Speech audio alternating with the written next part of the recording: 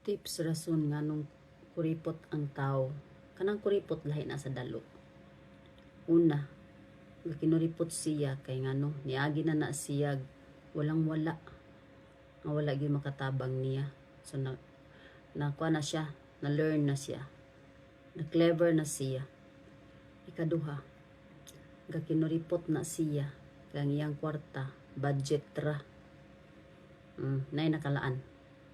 Ikatulo, kinuripot na siya tungod kay na siya goal, plano sa iyang pamilya o sa iya.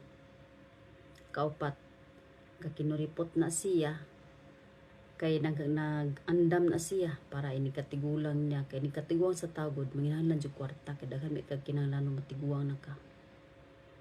Ikalima, kinuripot na siya tungod kay ang value sa kwarta mahibal-an nimo kung wala na kay kwarta.